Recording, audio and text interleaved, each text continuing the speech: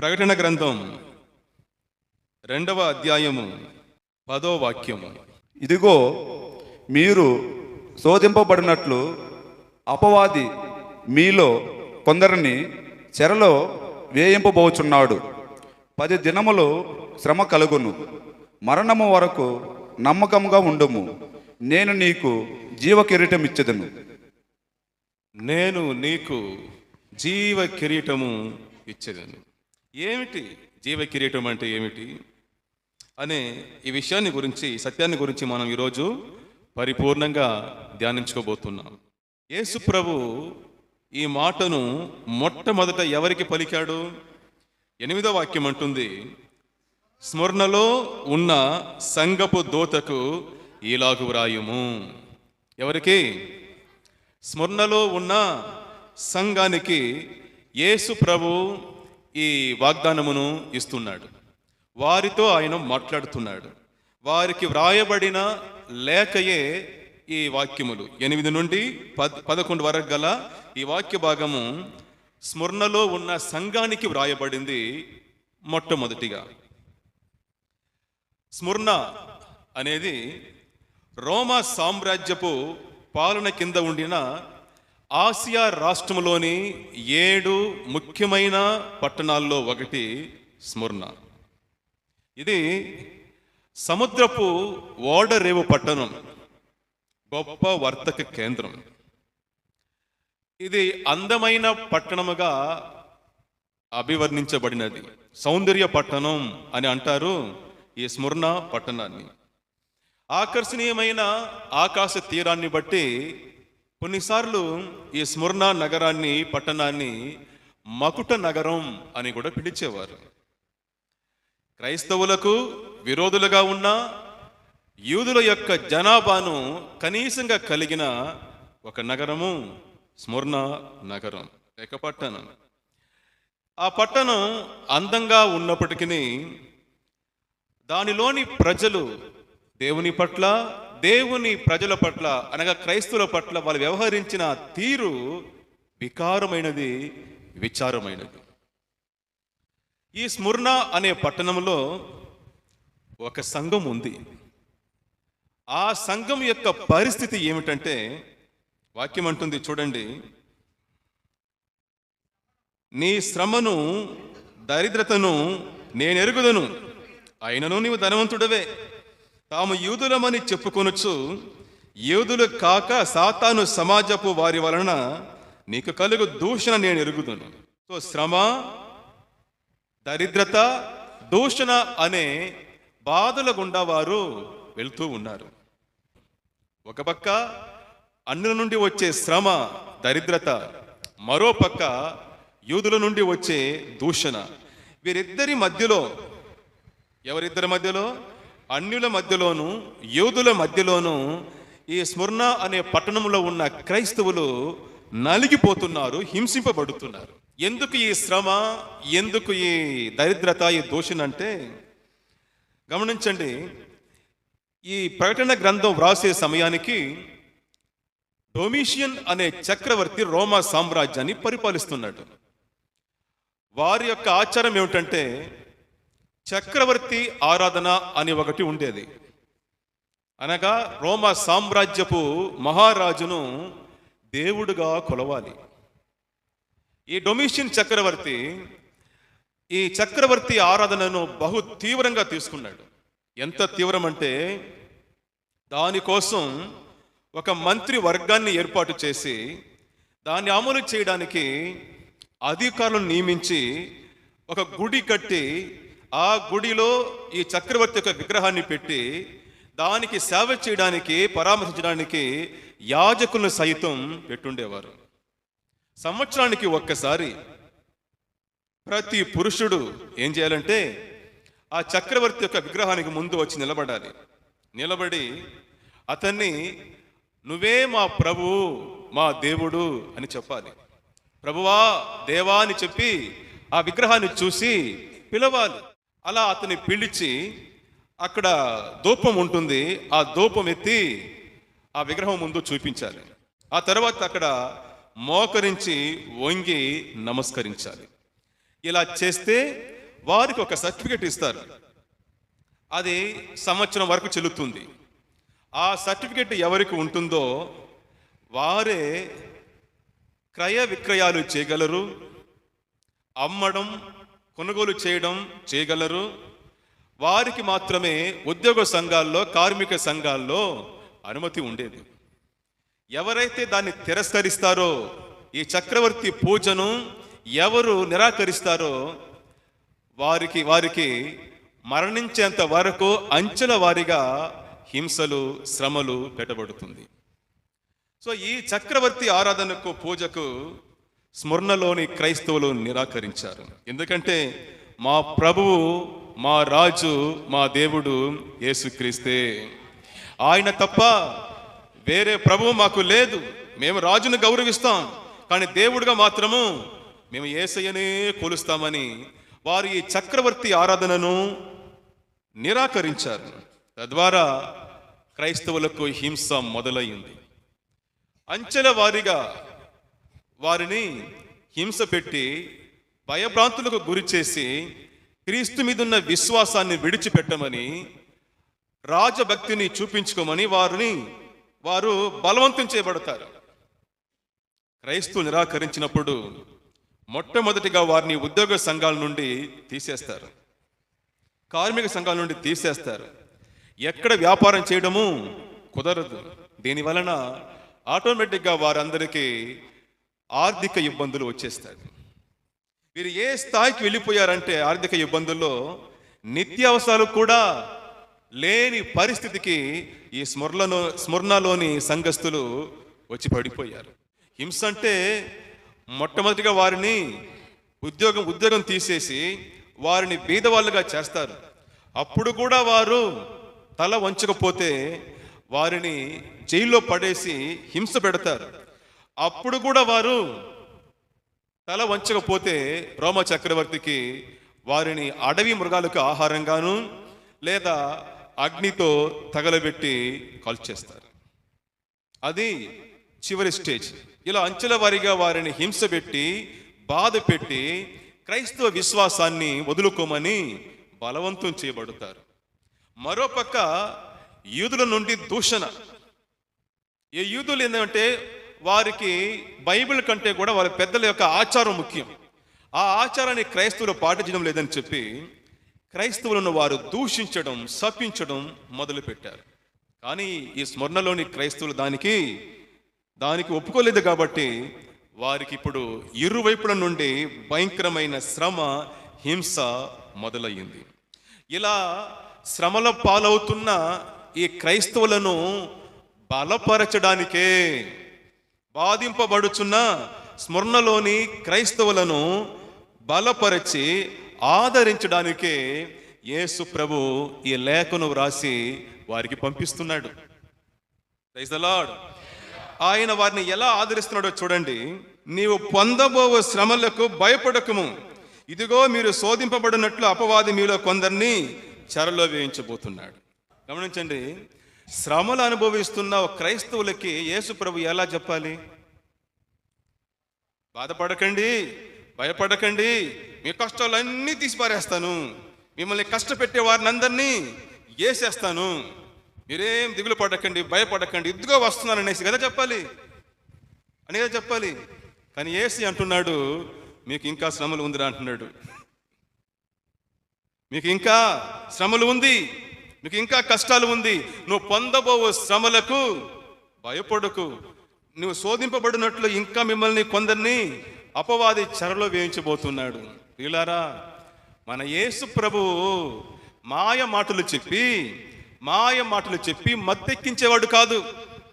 ఆయన మాటలు సత్యమైనది, ఆయన మాటలు మహిమకరమైనది. యేసయ్యను నమ్ముకుంటే కష్టాలే రాదు, శ్రమలే ఉండదు అని అనుకుంటున్నావా? నువ్వు పొరబడుతున్నావు. యేసయ్య తానే చెప్పాడు యోహాను 16:33లో, ఈ లోకములో మీకు శ్రమ కలుగును అన్నాడు. ఈ లోకంలో మీకు శ్రమ కలుగును. ఎందుకంటే మీరు ఈ లోకంలో ఉన్నారు, కరప్టెడ్ సిస్టంలో ఉన్నారు. ఈ లోకం అంతా చెడిపోయి ఉంది. ఆ చెడిపోయిన లోకంలో మీరు ఉన్నారు గనుక ఆ చీకటి క్రియలు మీ మీద దాడి చేస్తుంది, మీకు శ్రమలు కలుగును, మీకు శ్రమలు కలుగును అన్నాడు. 2 తిమోతి 3:12 పౌలు అంటున్నాడు, క్రీస్తు నందు సద్భక్తితో బ్రతకాలని ఉద్దేశించే వారికి అందరికీ శ్రమలు వస్తుంది అని అంటున్నాడు. ఇంకా అపోస్తల కార్యములు 14:22 పౌలు అంటున్నాడు, మనం అనేక శ్రమలు అనుభవించి పరలోక రాజ్యానికి ప్రవేశించాలి అని అంటున్నాడు. పేతురు అంటున్నాడు 1 పేతురు 4:12-13 మీకు కలిగే మహా అగ్ని వంటి శ్రమల గురించి మాకేదో వింత జరుగుతుందనేసి అనుకోవద్దండి. వీళ్ళారా, యేసయ్య చెప్తున్నాడు, మీరు వారి మాటలు వీరి మాటలు వినకండి, యేసయ్య మాటలు వినండి. ఈ లోకములో మీకు శ్రమ కలుగును. శ్రమ నేను ఇస్తానని చెప్పలేదు ఆయన, మిమ్మల్ని నేను శ్రమ పెడతానని దేవుడు చెప్పలేదు. ఈ లోకం మిమ్మల్ని వ్యతిరేకిస్తుంది. ఈ లోకము, ఈ భూమి పాపంతో నిండిపోయింది కాబట్టి ఆ పాపం యొక్క కార్యాలు, దాని యొక్క దుష్ఫలితాలకు మీరు కూడా బాధింపబడవచ్చును. కానీ ధైర్యముగా ఉండండి, అది గమనించాలి. కానీ ధైర్యముగా ఉండుడి, నేను ఆ లోకాన్ని జయించాను. హల్లెలూయా, నేను జయించాను దానిని. సో యేసుక్రీస్తు బాధల నుండి, శ్రమల నుండి తప్పిస్తాను అని వాగ్దానం చేయలేదు. కానీ శ్రమల గుండా, బాధల గుండా మిమ్మల్ని క్షేమంగా బయటికి తీసుకొని వస్తాను అని అంటున్నాడు యేసు ప్రభు. ఆమేన్. అర్థమవుతుందా మీకు? మీకు కష్టాలే రాకుండా చేస్తానని చెప్పలేదు ఆయన. మీకు వచ్చిన కష్టాల్లో మిమ్మల్ని భద్రంగా క్షేమంగా తీసుకొని వస్తాను బయటికి. దానియేలును దేవుడు సింహపు గుహలోనికి వెళ్ళకుండా తప్పించలేదు. సింహపు గుహలో నుండి క్షేమంగా బయటికి తీసుకొని వచ్చాడు. హల్లెలూయా, హల్లెలూయా. షద్రకు, మేషకు, అబేద్నెగో వారిని దేవుడు అగ్నిగుండములో పడకుండా తప్పించలేదు. అగ్నిగుండములో నుండి వారిని క్షేమంగా బయటికి తీసుకొని వచ్చాడు. ప్రియ సోదరుడా, సోదరి, నీ కష్టాల నుండి దేవుడు నిన్ను తప్పించడు, ఆ కష్టాల గుండా నిన్ను క్షేమంగా బయటికి తీసుకొని వస్తాడు. దానివల్ల నీ భక్తికి గౌరవం వస్తుంది, ఆయన నామానికి మహిమ కలుగుతుంది. నువ్వు గౌరవించబడతావు, నీ విశ్వాసానికి గౌరవం కలుగుతుంది, ఘనత వస్తుంది, మెప్పు కలుగుతుంది, దేవుని నామానికి మహిమ కలుగుతుంది. ప్రియులారా, ఇక్కడ వాక్యం అంటుంది, ఇదిగో మీరు శోధింపబడినట్లు. ఎందుకయ్యా ఈ శ్రమలు? ఎందుకు క్రైస్తవులకు ఇన్ని ఇబ్బందులు? దేనికి అని అంటే, మీరు శోధింపబడినట్లు. ఆమేన్. టెస్టింగ్ ఫర్ ఫెయిత్, మీ విశ్వాసానికి కలిగే పరీక్ష. శ్రమలు దేనికి? మీ విశ్వాసాన్ని పరీక్షించి దాన్ని మరింత బలపరచడానికి, ఒక చక్కటి వాక్యం ఉంది బైబిల్లో, చూడండి. 1 పేతురు 1:7. నశించిపోవు సువర్ణము అగ్ని పరీక్ష వలన శుద్ధపరచబడుచున్నది కదా, దానికంటే అమూల్యమైన మీ విశ్వాసము ఈ శోధనల చేత పరీక్షకు నిలిచినదై యేసుక్రీస్తు ప్రత్యక్షమైనప్పుడు మీకు మెప్పును, మహిమయు, ఘనతయు కలుగుటకు కారణం. గమనించండి, నశించిపోవచ్చున్న సువర్ణము, బంగారము అగ్ని పరీక్ష వలన శుద్ధి చేయబడుతుంది. నశించిపోతున్న బంగారే దాన్ని శుద్ధి చేయడానికి ఏం చేస్తారు? అగ్నిలో వేస్తారు. దానికన్నా అమూల్యమైనది. అమూల్యమైనది అంటే అర్థం ఏమిటి? విలువ కట్టలేనిది మీ విశ్వాసము. ఆ విశ్వాసము ఈ శ్రమల ద్వారా, శోధనల ద్వారా పరీక్షింపబడి, మీ విశ్వాసము బలపరచబడి, మీరు అందులో పాస్ అయితే మీకు మెప్పును, దేవునికి ఘనతయు కలుగుతుంది. బ్రదర్, తుఫాను కొడితే చెట్ల నుండి ఎండిన కొమ్మలంతా రాలిపోతాయి. కొలిమిలో వేసి బంగారు యొక్క మడ్డినంతా తీసివేసి దాన్ని శుభ్రపరుస్తారు. అదేవిధంగానే ఈ శ్రమలు, హింసలు, ఈ బాధలు, ఇవన్నీ కూడా సంఘాల్ని, క్రైస్తవుల్ని పరిశుద్ధపరుస్తుంది. పనికిరాని వాటిని తీసి పారేస్తుంది, మనల్ని బంగారులాగా ప్రకాశింపజేస్తుంది, మన జీవితాన్ని మెరుగుపరుస్తుంది. మనకొచ్చే శ్రమలు, కష్టాలు, బాధలు.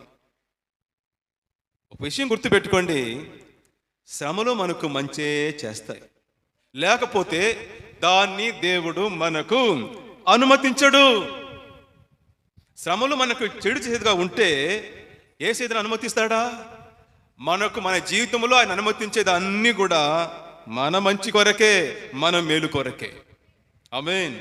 ప్రియులారా, మంచి నేలలో విత్తబడిన విత్తనానికి సూర్యరశ్మి శక్తినిస్తుంది, అది బాగా ఎదగడానికి, ఫలించడానికి.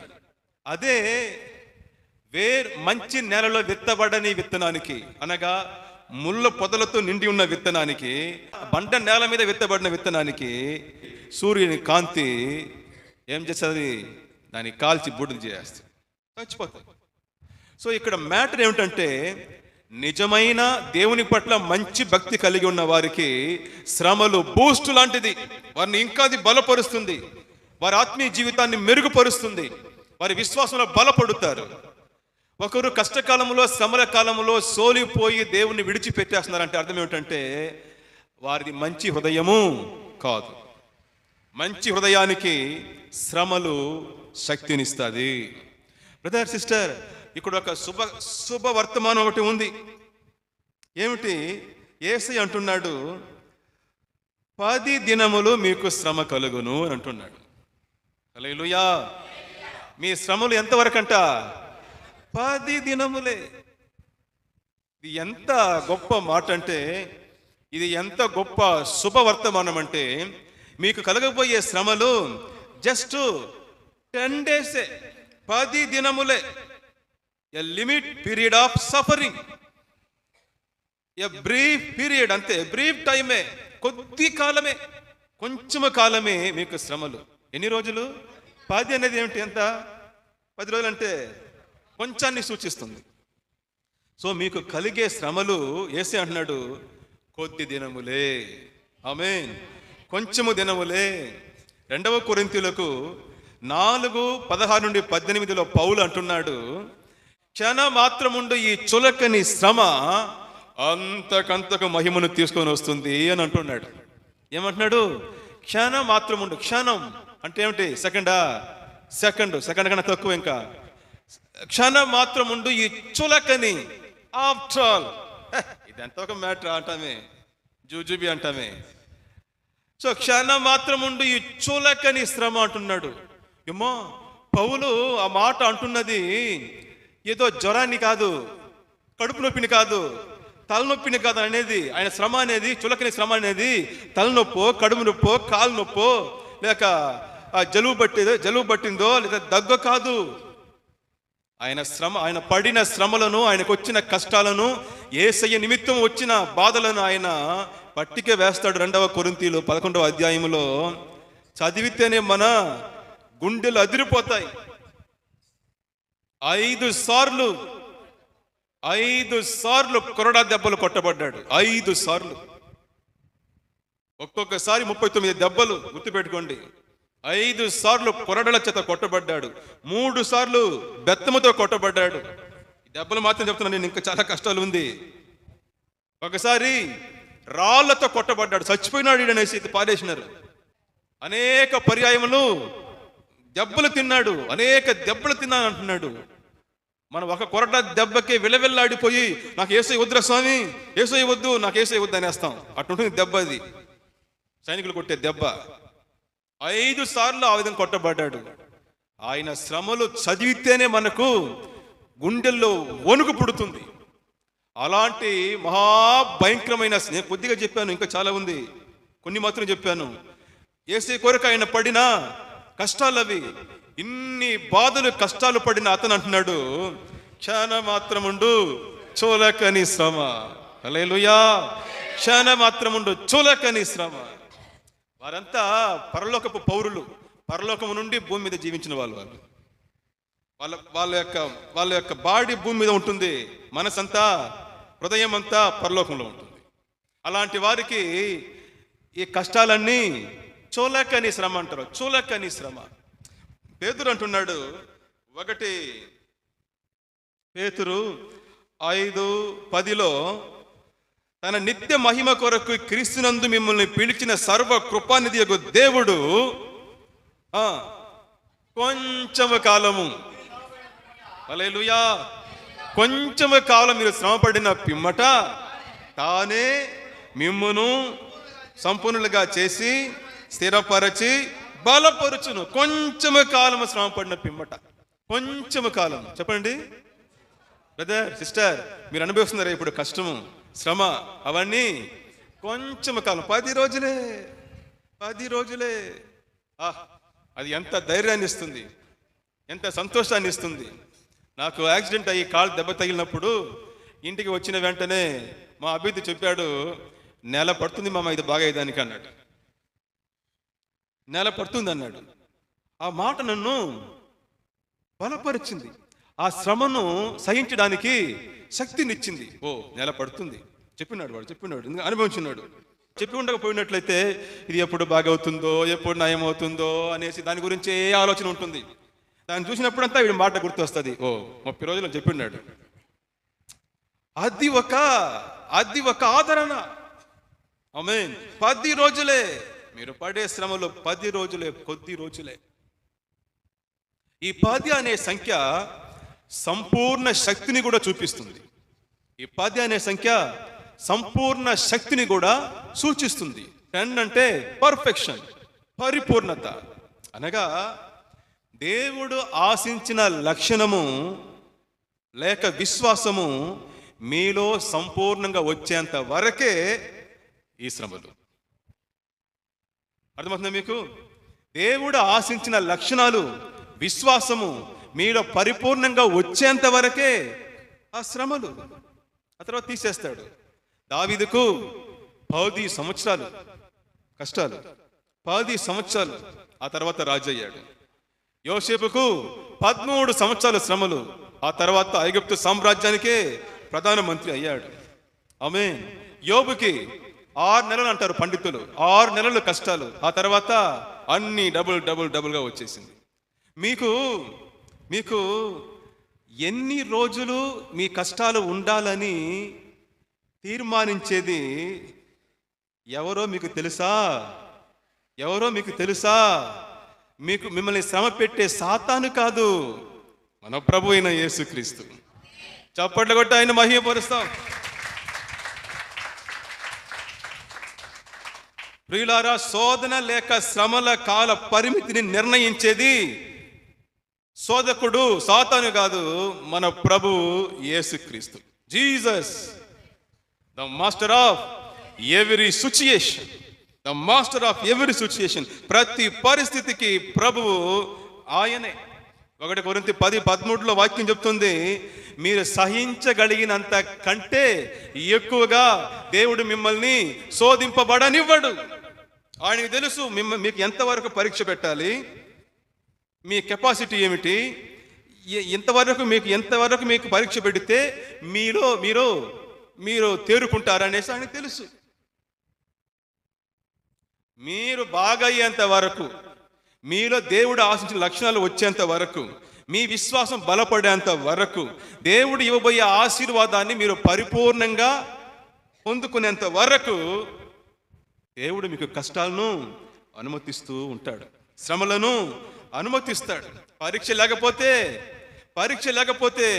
నువ్వు బాగా చదువుతున్నావా లేదని ఎలా తెలుసు? శ్రమలే నీ విశ్వాసం బలమైనదా లేక బలహీనమైనదా అని చూపిస్తుంది. నీకు, దేవునికి కాదు, నీకు. నువ్వు అనుకుని ఉంటావు గొప్ప భక్తుడు అనేసి. ఒక చిన్న శ్రమను పంపిస్తాడు దేవుడు, అనుమతిస్తాడు. అప్పుడు తేలిపోద్ది నీ విశ్వాసం ఎంత, నీ భక్తి ఎంత అనేసి. నువ్వు మాట్లాడే మాటలు, నువ్వు మనసులో అనుకునే ఆలోచనలు అప్పుడు తెలిపోద్ది నాయన. సో పరీక్షలే, శ్రమలే ఎవరి విశ్వాసం ఎంత అనే దాన్ని తేలుస్తుంది, నీకు చూపిస్తుంది. ఆ విశ్వాసంలో ఉన్న లోపాలని సరిచేస్తుంది. ఆ విశ్వాసాన్ని, బంగారు కంటే విలువైన ఆ విశ్వాసాన్ని మెరుగుపరుస్తుంది. మొత్తం మీద ఈ మాట గుర్తుపెట్టుకోండి ప్రియులారా, మన యొక్క కంట్రోల్ సిస్టమ్ యేసయ్య దగ్గర ఉంది. ఆయన స్మరణ సంఘస్థులను చూసి ఏమంటున్నాడంటే, ఈ కష్టాలకంతా భయపడకండి, రాబోయే కష్టాలకు భయపడకండి. అది కొద్ది రోజులే.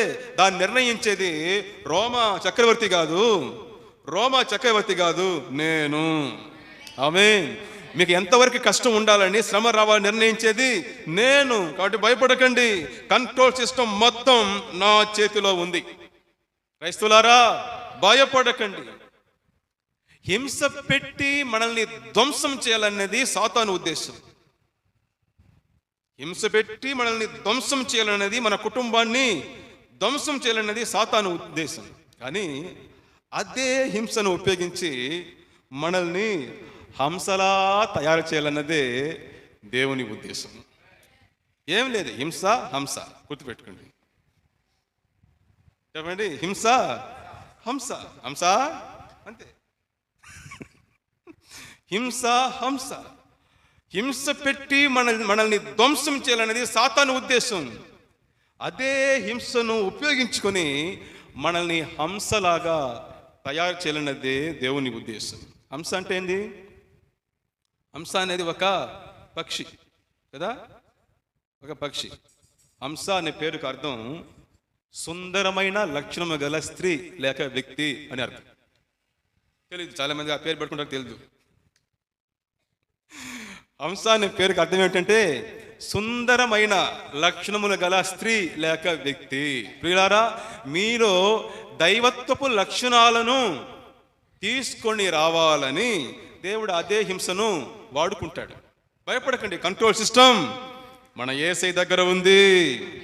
అది నాకు ఎంత బలాన్ని ఇస్తుంది తెలుసా? ఈ వాక్య భాగం నాకు సంతోషం ఇచ్చిన ఒక మాట ఏమిటంటే, భయపడకండి, మీ కష్టాలు 10 రోజులే. అయ్యో, అది ఎంత ఆనందాన్ని ఇస్తుంది. నా కష్టాలు 10 రోజులే, కొద్ది రోజులే. అది మాత్రమే కాదు, నా కష్టాలు ఎంతవరకు తీర్మానించింది ఎవరంటే నా ప్రభు, నా యేసు. అది ఆయన చేతిలో ఉన్నది. నేను ఎందుకు భయపడాలి? నేను ఎందుకు విశ్వాసాన్ని వదులుకోవాలి? విశ్వాసాన్ని సరి చేసుకోవాలి. బ్రదర్, సిస్టర్, మన దేవుడు మహా గొప్ప శిల్పి. దేనికి పనికిరాని బండలమైన మొద్దు బండలమైన మనల్ని ఆయన ఏం చేస్తాడు? తన శిలువ రక్తాన్ని పోసి నానబెట్టి శ్రమలనే ఉలితో చెక్కి చెక్కి అనవసరమైన భాగాలన్నింటినీ తీసేసి ఆ బండ నుండి ఒక అందమైన రూపాన్ని తీసుకుని వస్తాడు. శ్రమలు మనల్ని అందమైన వ్యక్తులుగా, అందమైన స్వభావం కలిగిన వారిగా, లక్షణాలు కలిగిన వారిగా మనల్ని తీర్చిదిద్దుతుంది. అందుకే చెప్తున్నాను, శ్రమలు మనకు మంచే చేస్తాయి, భయపడు.